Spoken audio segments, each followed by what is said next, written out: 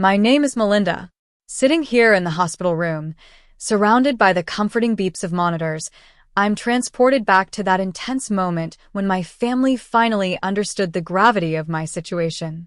It was just after my brain surgery. I was being moved to my recovery room when the elevator doors opened, revealing my parents, Mr. and Mrs. Thompson, and my brother, Brian. They looked irritated, as if coming to the hospital was a huge bother. Mom forced a smile and asked how I felt. I mumbled that I was tired. Dad then turned to Brian and said, "See, I told you she's fine." This was all over, exaggerated. As they chattered about traffic and how confusing the hospital was, Brian complaining about leaving work early and Mom mentioning her rescheduled spa appointment, I felt a wave of weariness. Dad asked when I could go home, and I said probably Thursday as they needed to monitor for complications. His eyes widened in disbelief. Thursday for a minor surgery? I weakly replied that it wasn't minor. Mom then said, "Well, if you're already talking, it couldn't have been that serious. You've always been tough." Just then, I heard my husband, Dr. Ethan Lee, speaking with Dr. Patel in the hallway. They were discussing another patient, their voices full of authority and expertise. My family was too busy deeming my situation as over, dramatized to notice. Then Ethan walked in. He was still in his scrubs, but now wearing his white coat with Ethan Lee, MD, Chief of Neurosurgery, embroidered on it. He held a tablet with my post-surgical brain scan. The room fell silent. Ethan's voice was firm as he said, "I need to discuss Mrs. Lee's post-operative status with her family." Dad's eyes popped open in surprise. "Lee? Her name is Thompson." Ethan calmly replied, "Not anymore. We got married 6 weeks ago." The tension in the room was palpable. Ethan then moved to the screen and pulled up my brain scan. This was a craniotomy to remove a grade 2 tumor that had grown to 3.2 centimeters, he said, pointing precisely at the images. The tumor was pressing against critical brain tissue, causing increased pressure and threatening vital functions. Without surgery, it could have led to seizures, permanent brain damage, or even death. Dad tried to interrupt, mumbling something about me always exaggerating. Ethan's voice dropped, and he said, "Your daughter was diagnosed with a brain tumor and scheduled for a serious surgery, and you chose to think she was being dramatic. You dismissed her concerns and abandoned her during a medical crisis." He went on to describe the complexity of the surgery, how it took a multidisciplinary team 4 hours to carefully remove the tumor without damaging surrounding nerves. This was not a minor procedure, and she faced it alone because you refused to believe her and offer support. Mom stammered that they didn't know, but Ethan cut her off. "She told you, and her doctor told you. The hospital paperwork clearly outlined the risks. What you did was wrong." Ethan then introduced himself as my husband and the chief of neurosurgery at the hospital, making it clear that Dr.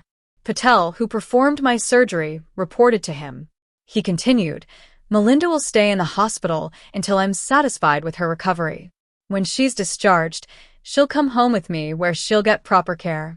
I suggest you think about how you want to proceed in your relationship with my wife." After my family left in a hurry, mumbling about calling later, Ethan pulled a chair next to my bed and took my hand.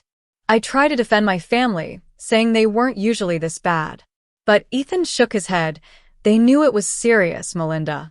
They just didn't want to believe you. Let me take you back even further. 3 weeks before my scheduled craniotomy, I sat in the pre-surgical consultation room at City General Hospital with my parents. Dr. Patel had just explained the risks: potential paralysis, speech problems, memory loss, and a 5% chance of not waking up. I asked when we could schedule the surgery, trying to sound calm despite my trembling hands. Dr. Patel checked his calendar and said given the tumor's growth rate, we should operate within the month, sooner being better. Mom shifted uneasily in her chair and said, "Isn't this a bit rushed? How serious can it be?" Dr. Patel explained that I had a meningioma pressing against critical brain tissue. But Dad interrupted, "People get headaches all the time. She's always made a big deal about her health. Remember when she thought she had an ulcer and it was just indigestion. I blushed in embarrassment and reminded him that was years ago. Mom patted my arm patronizingly and said, "You always make mountains out of molehills." Dr. Patel assured them it was a serious issue, but Dad waved it off, saying doctors like to scare people to make money. I scheduled the surgery for the following Tuesday. On the drive back to my parents' place, Mom said they thought I should get a second or even third opinion. Dad added that since I was still working and functioning fine, the surgery seemed unnecessary. I wanted to tell them about the daily migraines that felt like knives stabbing my head, the memory lapses I'd been secretly noting down, and the time I couldn't remember my phone number for a terrifying minute. But instead, I said, "The surgery is set. I'll need a ride home afterward." Mom replied that Dad had a business meeting and she had a charity event, so we'll see. Dad then said it was a minor surgery, even though I'd never said that. The week before the surgery, I tried calling them twice to confirm the ride home. Both calls went to voicemail. When I finally reached Dad, he sounded annoyed and suggested I take an Uber, saying it was an outpatient procedure. I told them multiple times that I'd be in the hospital for at least 3 days, depending on complications. My brother Brian called on Sunday. He said Mom told him I was having a minor procedure. I corrected him, but he said he couldn't come because he was swamped at work. By Monday evening, I still had no confirmed ride. I called my parents again and Mom said they'd try, but if it was as minor as I claimed, I should figure it out myself. That night, sitting on my couch with pre-surgical instructions all over the coffee table, I felt more alone than ever. What my family didn't know was that I'd met Ethan at a medical conference in New York last spring. I was there representing my biotech firm, presenting analytic solutions for surgical outcomes. He was the newly appointed chief of neurosurgery at the hospital, giving a keynote on innovative brain tumor removal techniques. After his talk, we started chatting at the hotel bar. I complimented his surgical methods, and he was impressed by my analytical insights on post-operative recovery. One thing led to another, and by summer, we were inseparable. He proposed on our 6-month anniversary, saying he'd never met anyone who understood both his work and his passion for helping patients. We got married quietly at the courthouse 6 weeks ago, without telling our families. I'd grown tired of my family's dismissive attitude towards the people I introduced to them. Ethan was different. He was smart, successful, and deeply committed to his patients. He also had a fierce, protective side. When I told him my family had basically abandoned me for my surgery, his jaw tightened and he said, "They what?